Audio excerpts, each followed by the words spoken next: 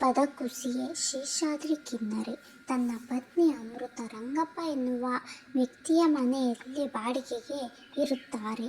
ಅವರು ಅನನ್ಯವಾದ ದಾಂಪತ್ಯ ಜೀವನವನ್ನು ನಡೆಸುತ್ತಿದ್ದಾರೆ. ಇವರಿಬ್ಬರ ಸಂಬಳದಲ್ಲಿ ಎಷ್ಟು ಸೀಮಿತವಾಗಿರುತ್ತದೋ ಅವರದ್ದು ಸಂಬಳ ಎಷ್ಟು ಇರುತ್ತೋ ಅಷ್ಟರಲ್ಲೇ ಅವರ ಜೀವನವನ್ನು ನಡೆಸುತ್ತಿದ್ದಾರೆ. ಏನೆಂದರೆ ಆಕಸ್ಮಿಕವಾಗಿಯೂ ಮನೆಯ ಮಾಲೀಕ ರಂಗಪ್ಪ ಇವರಿಗೆ ಕಿರುಕುಳ ಕೊಡುತ್ತಾರೆ.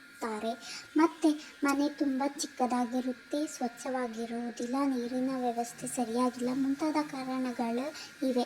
ಮನೆ ಬಿಡಲು ರಂಗಪ್ಪನವರು ತುಂಬಾ ಕಿರುಕುಳ ಕೊಡ್ತಾ ಇರ್ತಾರೆ. ಆ ಮನೆ ಖಾಲಿ ಮಾಡಿ ಹೊಸ ಮನೆಗೆ ಬರುತ್ತಾರೆ. ಈ ಹೊಸ ಮನೆಯಲ್ಲಿ ಹೇಗಿರುತ್ತೆ ಎಂದರೆ ಹಿಂದಿನ ಮನೆಗಿಂತ ತುಂಬಾ ಉತ್ತಮವಾಗಿರುತ್ತೆ. ಮನೆ ವಿಶಾಲವಾಗಿರುತ್ತೆ, ಸ್ವಚ್ಛವಾಗಿರುತ್ತೆ ಮತ್ತು ಒಂಟಿ ಮನೆ, ಪಕ್ಕದಲ್ಲಿ ಬಾವಿ, ತೆಂಗಿನ ಮರ ಸಹ ಇರುತ್ತದೆ.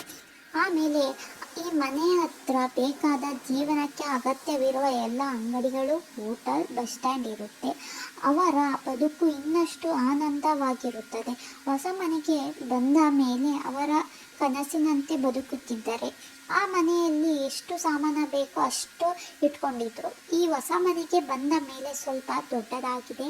ಅವರಿಗೆ ಬೇಕಾದ ಪಾತ್ರೆ, ಪುಸ್ತಕ, ಬೀರು, ಶೋಕೇಶ್ ಗೊಂಬೆಗಳು, ಟೇಬಲ್, ಲ್ಯಾಂಪ್, ಕುರ್ಚಿ, ಪತ್ರಿಕೆಗಳು, ಅಮೃತಳಿಗೆ ಬೇಕಾದ ಬ್ಯೂಟಿ ವಸ್ತುಗಳು. ಈ ಮನೆಗೆ ಕೊಡಬೇಕಾದ ಹಣ ಹೆಚ್ಚಾಗಿದೆ. ಅದನ್ನು ಸರಿಸಮಾನವಾಗಿ ಅಮೃತ ಟ್ಯೂಷನ್ ಮಾಡ್ತಾಳೆ. ಅದರಿಂದ ಬಂದ ಹಣದಿಂದ ಮನೆಯನ್ನು ಸಹ ನಡೆಸುತ್ತಿದ್ದಾಳೆ. ಮನೆಯ ಮುಂದೆ ಕಾಂಪೌಂಡ್ ಇರುವುದರಿಂದ ತರಕಾರಿಗಳನ್ನು ಸಹ ಬೆಳೆಯುತ್ತಿದ್ದಾಳೆ. ಬ್ಯಾಂಕ್ನಲ್ಲಿ ಇಟ್ಟ ಹಣ ಮನೆ ಬಾಡಿಗೆ ಸೇರಿಸಿ ಹಣದ ಬಡ್ಡಿ ಕೊಡುತ್ತಿರುತ್ತಾರೆ. ಬ್ಯಾಂಕ್ನಲ್ಲಿ ಇಟ್ಟ ಬಡ್ಡಿಯನ್ನು ಹಣವನ್ನು ಸೇರಿಸಿ ಮನೆ ಬಾಡಿಗೆ ಕಟ್ಟುತ್ತಿದ್ದಾಳೆ. ಮುಂದೆ ಅವರು ಆಲೋಚನೆ ಮಾಡಿ ತನ್ನ ಒಂದು ಮಗು ಇದ್ದಿದ್ದರೆ ಚೆನ್ನಾಗಿರುತ್ತೆ ಅಂತ ಯೋಚನೆ ಮಾಡ್ತಾಳೆ.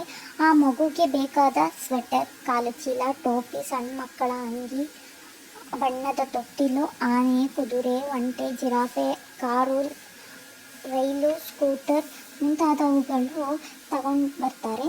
ಅವರು ಬಯಕೆಯಂತೆ ಗರ್ಭಿಣಿಯೂ ಸಹ ಆಗ್ತಾಳೆ. ಹೊಸ ಮನೆಗೆ ಬಂದು 4 ತಿಂಗಳು ಆಗಿರುತ್ತದೆ. ಆ ಮನೆಯ ಬಿಡುವ ಕಾರಣ ಆಗುತ್ತೆ. ಆ ಮನೆಯ ಮಾಲೀಕ ಸಾಲಗಾರನಾಗಿರುತ್ತಾನೆ. ಸಾಲ ಮಾಡಿ ಸತ್ತೋಗಿರ್ತಾನೆ. ಆಗ ಆ ಮನೆ ಹರಾಜಿಗೆ ಬಂದಿದೆ. ಇನ್ನು 3 ತಿಂಗಳ ಕಾಲ ಅವಕಾಶ ಇರುತ್ತದೆ. ಅಷ್ಟರಲ್ಲಿ ಮತ್ತೊಂದು ಮನೆ ಹುಡುಕುವ ಅನಿವಾರ್ಯತೆ ಇರುತ್ತೆ. ನಾನು ಅಮೃತನನ್ನು ಸುಧಾರಿಸಬೇಕು, ಏಕೆಂದರೆ ನಮ್ಮ ವಾರಸುದಾರ ಸರದಾರ ನಮಗೆ ಮುಖ್ಯ. ಹೀಗಾಗಿ ನಾನು ಜಾಗ ಹಿಡಿದು ಮನೆ ಕಟ್ಟುವ ಹೊಸ ಪ್ಲಾನ್ ಹೇಳಿದೆ.